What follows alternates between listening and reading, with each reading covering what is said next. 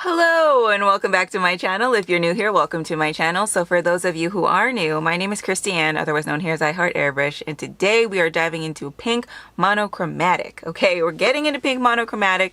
So I have two looks here for you, two looks using the same airbrush color palette. So if you're interested in knowing how I created both of these beautiful monochromatic pink looks, then please keep on watching.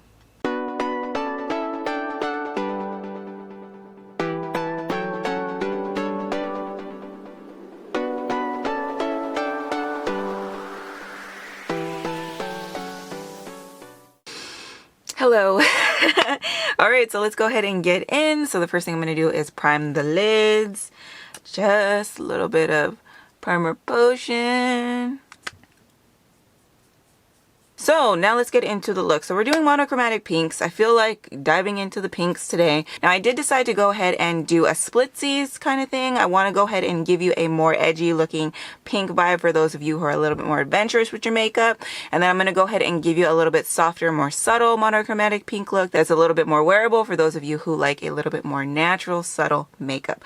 So let's just go ahead and dive into the two looks. At the end, you can go ahead and decide which one that you like the best. I would love for you to put it in the comment section below. That would help me out so much. That way I can kind of know what kind of looks you guys are looking for from me, what kind of things you want, the kind of vibe you like here. But yeah, just go ahead and put that in the comment box down below. That would help me out a ton. Okay, so enough with the chit chat. Let's just go ahead and get into the look. All right, so I removed the first try. Yes, the first try. And I went ahead and applied the base and then of course the Neutralize and Camouflage line. Now what I learned from the first round is that shocking wasn't coming out very shocking on my skin tone. So I am going to go ahead and add Vanilla, which is a lighter shade in the Neutralize and Camouflage line. And I'm going to go ahead and apply it over the lid just so I can get that shocking to pop a little bit more. So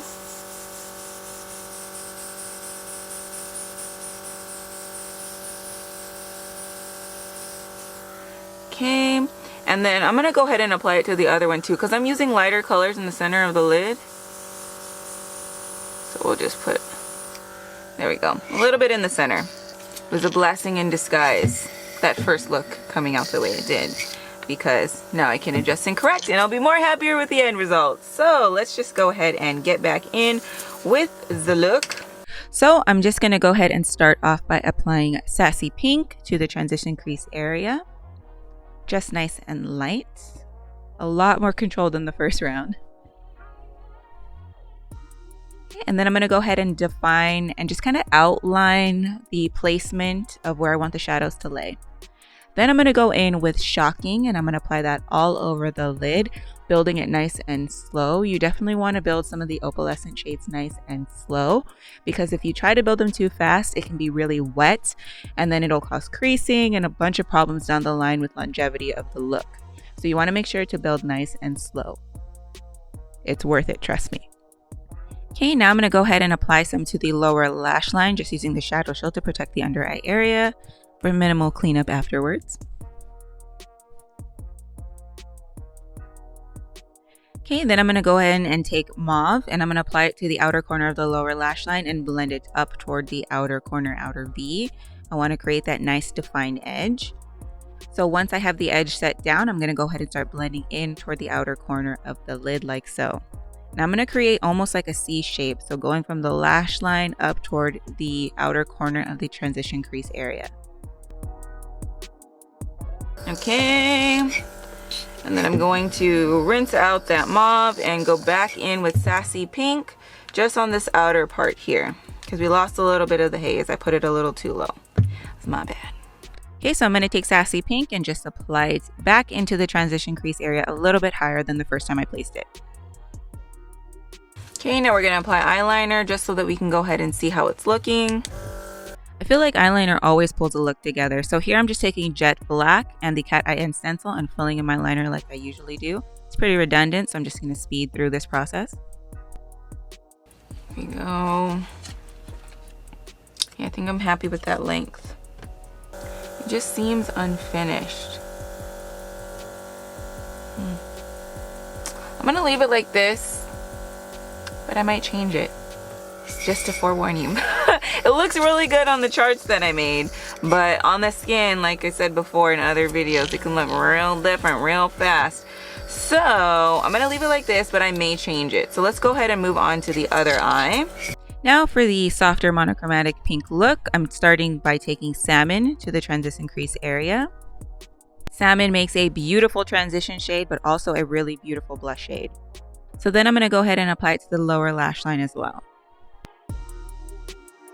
Okay, and then I'm going to take a mixture of Aphrodite and Cinnabar. We're going to do 1-to-1. Okay, and then I'm going to go ahead and apply it to the outer corner of the lid as well as the inner corner. So we're going to kind of have halo eye vibes for this side.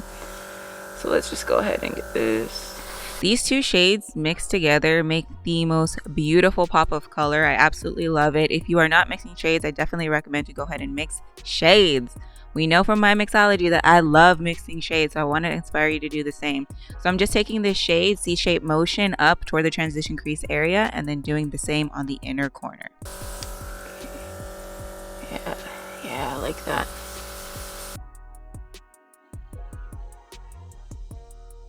Okay, and then I'm going to go in with Vanity. We're going to apply that in the center. So I'm just pulling the skin taut on the eyelid so that way I can get a nice even base. I'm just laying this shade down very lightly. Like I said, the opalescent shades, some of them you have to lay down nice and slow, but trust me, it's worth it in the end, especially with this shade because it has a beautiful shift to it. Yeah, I like that. Okay, and then I'm going to take Aphrodite. Straying a little bit, but I think this will work. I'm gonna take Aphrodite on the outer edge just to make that center pop a little bit more. Just going to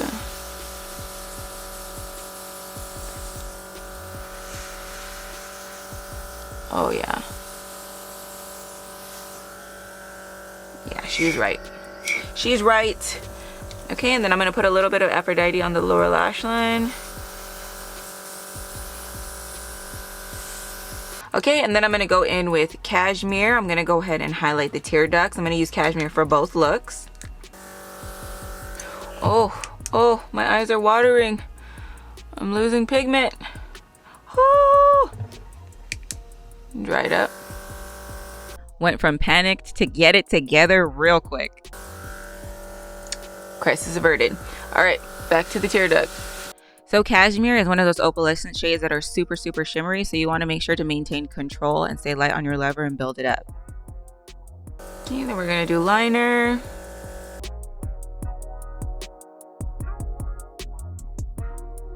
Alright, so now that the eyeshadow is complete, I'm going to work on the rest of the face. We're going to do the brows, all that good stuff, finish it out real quick. But yeah, let's go ahead and go in on the face. So I am going to go ahead and go through this. This is just pretty much my Skin But Better routine plus foundation. So we're just going to go ahead and speed through this real quick and then get to that finished part, and then we can decide which eye look we like more. So let's just go ahead and get on with the base.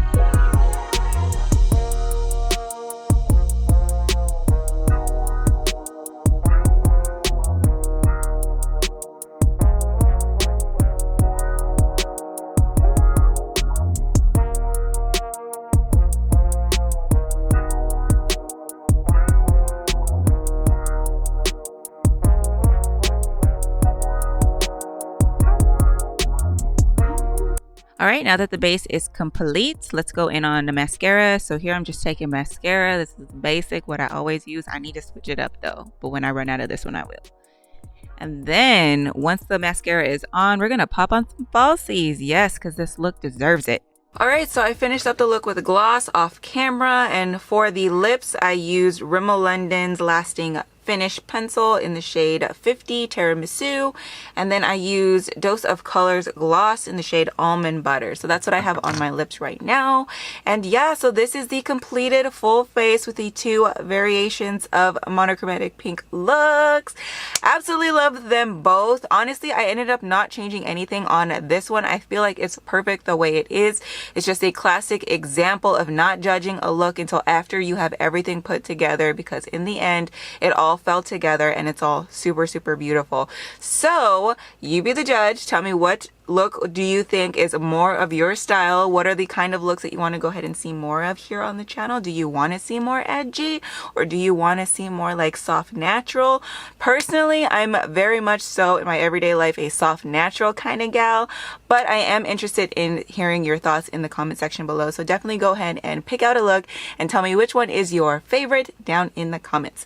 Alright, so that about wraps it out for this video. I hope you found this video entertaining and inspiring. If you did, go ahead and give it a big thumbs up. Helps me out a ton. Sharing this video also helps me out, so if you have the platform for it, please go ahead and share this video. I would greatly appreciate it. And as always, if you are subscribed to my channel, or if you are choosing to subscribe to my channel today, which thank you very much, don't forget to hit that little bell icon right next to the subscribe button and turn on your notifications. That way you can see more videos from me popping up in your feed. Alright loves, thank you so much again for watching, and I hope to see you all in my next one. Bye!